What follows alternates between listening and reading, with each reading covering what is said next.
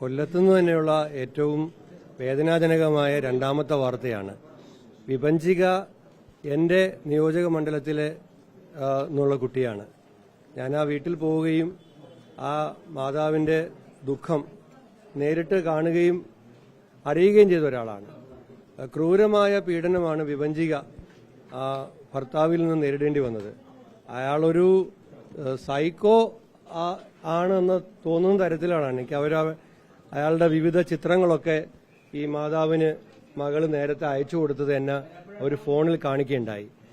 ഇപ്പോൾ അതുല്യയുടെ സംഭവത്തിലും മനസ്സിലാക്കാൻ കഴിയുന്നത്, അതും ദൃശ്യങ്ങളും നമ്മൾ കാണുന്നുണ്ട്, ക്രൂരമായ പീഡനമാണ് ലഹരിക്ക് അടിമയായ ഭർത്താവിൽ നിന്നും ആ സഹോദരി സഹിക്കേണ്ടി വന്നത്. അത് സഹിക്കവയ്യാതെ ജീവൻ ഒടുക്കേണ്ടി വന്നു എന്നുള്ളതാണ് മനസ്സിലാക്കാൻ കഴിയുന്നത്.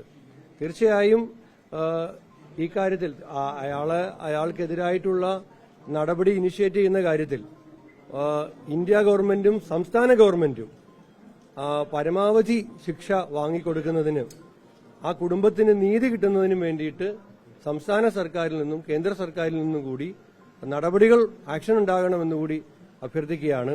ഈ നിലയിൽ ഞങ്ങളുടെ ജില്ലയിൽ, ഞാൻ കൊല്ലം ജില്ലയെ പ്രതിനിധാനം ചെയ്യുന്ന ഒരു MLA കൂടിയാണ്.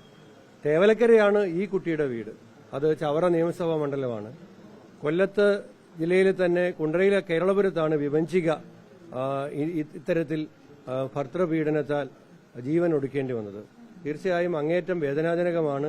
അടുപ്പിച്ച് ഇപ്പോൾ മിഥുന്റെ വാർത്ത ഉണ്ടാകുന്നതും അത് തൊട്ടടുത്ത് തന്നെയാണ്.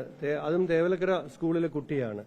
ഈ അടുത്തടുത്ത ദിവസങ്ങളിൽ അങ്ങേയറ്റം ദുഃഖകരമായ വാർത്തകൾ കേൾക്കാൻ മലയാളികൾക്ക് കഴിയുന്നു എന്നുള്ളത് തന്നെ നമ്മുടെ പൊതു മലയാളി സമൂഹത്തിനുണ്ടാകുന്ന ദുഃഖവും കൂടി ഞാൻ ഈ അവസരത്തിൽ പങ്കുവയ്ക്കുകയാണ്.